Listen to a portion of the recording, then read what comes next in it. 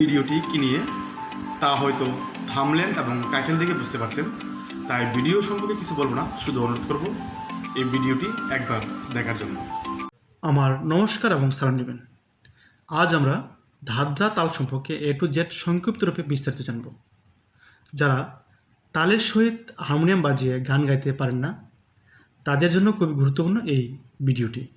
না টেনে সবটুকু দেখুন। যদি এই ভিডিওটি ভালো করে বুঝতে পারেন, তাহলে ধাদ্রা তালের ওপর যত গান আছে খুব সুন্দরভাবে তবলার সাথে তাল ছন্দ মিলিয়ে গাইতে পারবেন। ভিডিওটি দেখে যদি ভালো লাগে, উপকার আসে, তাহলে অবশ্যই চ্যানেলটি সাবস্ক্রাইব এবং লাইক কমেন্ট শেয়ার করে উৎসাহিত করবেন। ধাদ্রা তাল 3-3 ছন্দে 6 মাত্রা বিশিষ্ট সমপদী তাল। তবলার ভোল বা ঠেকা হচ্ছে ধা দি না, না থো না। মোবাইল স্ক্রিনে যে সূত্রটি দিয়েছি, এই সূত্রটি ভালো করে বুঝতে পারলে আশা করি তবলার সাথে গান গাওয়ার সময় কখনোই তাল কাটবে না। খুব সুন্দরভাবে সহজভাবে তাল ছন্দে গান, ধাদ্রা তালের যে কোনো গান গাইতে পারবেন। মনোযোগ সহকারে লক্ষ্য করুন। উপরের সূত্র অনুযায়ী আমার মতো করে সহজ সরল ভাষায় বোঝাতে চেষ্টা করব। ভিডিওটি একটু দীর্ঘ হতে পারে, তাই ধৈর্য সহকারে দেখুন, আশা করি সফল হবেন। সূত্রের প্রথম ভাগে দেখুন প্লাস চিহ্ন, তারপর তালি, তারপর ধা দি না, ক্রমিক সংখ্যা 1 2 3 এবং নিচে একটি গানের লাইন দেওয়া আছে। প্লাস চিহ্ন দ্বারা বোঝাই সুর ধরে হারমোনিয়াম বাজিয়ে গান গাওয়া, আর হারমোনিয়াম না থাকলে হাতের তালি দিয়ে গান গাওয়া। তার আগে এই ছন্দটা আমাদের বুঝতে হবে। 1 নংয়ে আছে ধা। এই ধাতে একটি তালি দিয়ে 3 নং না পর্যন্ত সুর ধরে গাইবেন এইভাবে, যে ধা ধি না, না তো না। প্রথম ভাগে আমি তালি দিয়েছি এবং দ্বিতীয় ভাগে আমি তালি দিইনি, হাতটা ফাঁকা রেখেছি।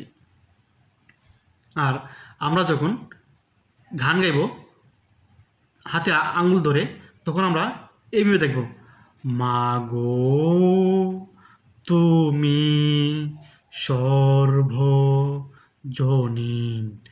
আচো হৃদয় ঝুরে।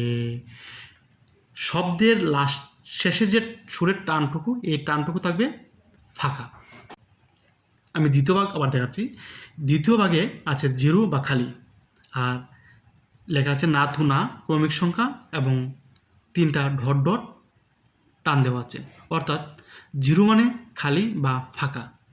এখানে খালি বা গান গাওয়া যাবে না, গানের শেষ শব্দের সুরের টান থাকবে। যেমন মা গো তুমি সর্বজনীন আচো হৃদয় জুড়ে, জুড়ে যে লাস্টে যে আছে জুড়ে, মা দেখেন মা গো, এই যে লাস্টে যে সুরের টানটা, এটা হচ্ছে দ্বিতীয় ভাগ বা জিরো বা খালি। তুমি, এই যে তুমি, এই যে টানটা, এই টানটুকু হচ্ছে ফাঁকা বা খালি। এখন আমরা একসাথে পূর্ণাঙ্গ সূত্রটি ব্যাখ্যা করব। ভালো করে আমার হাতের দিকে লক্ষ্য করুন। আপনাদের গানে গানে দেখাই, তাহলে দেখুন। মা গো, এই যে মা শব্দটা, মা গো, যে লম্বা টান সুরের, এই সুরের লম্বা টানটুকু হচ্ছে জিরো বা খালি। মিয়ের পরে যে টানটা আছে সেটা হচ্ছে জিরো বা ফাঁকা।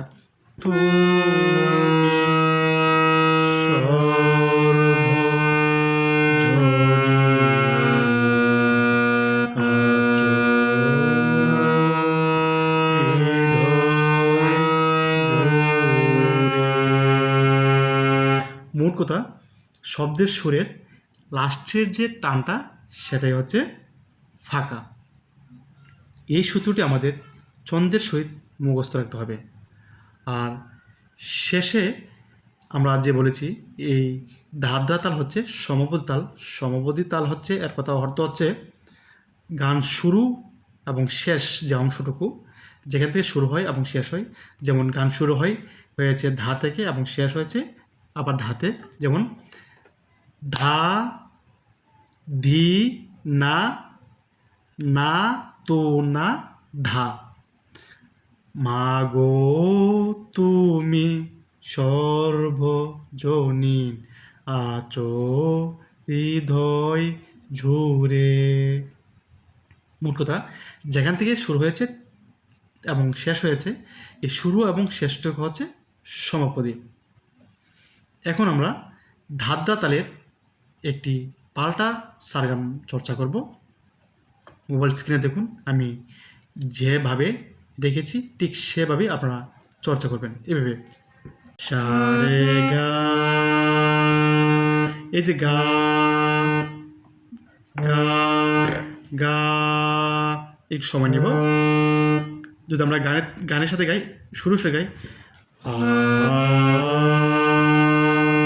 তাহলে ধাদ্রার যে মূল সূত্র বা সুর বা তাল সেটি হচ্ছে, আপনারা শব্দের সুরের লাস্টের যে সুরের টানটুকু একটু ধরে রাখবেন 3 মাত্রা পর্যন্ত, ঠিক এভাবে সা রে গা, রে গা, রে, গা মা গা, মা পা মা, পা ধা পা, ধা নি ধা, নি সা রে, সা রে সা, রে ঘা রে।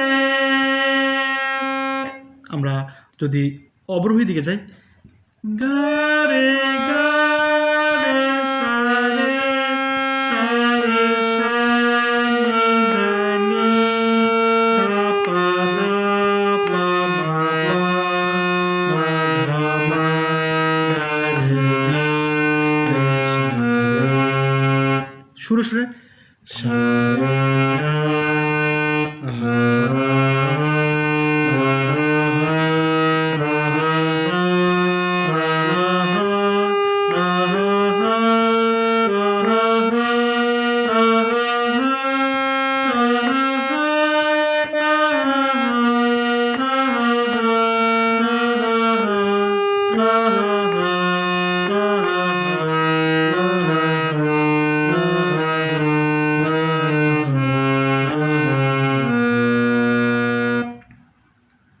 আমি আবার বলছি যে শব্দের শেষের যে সুরটা আছে একটু সময় নিয়ে ধরে রাখবেন, বা স্বরলিপি যখন চর্চা করবেন তখন সা রে ঘা, আমরা ঘা ঘা ঘা, এই যে 3টি বার আমরা টাচ করলাম ঘা ঘা ঘা, এই 3 বার টাচ না করে আমরা 3 বার সময় নেব সা রে ঘা, মা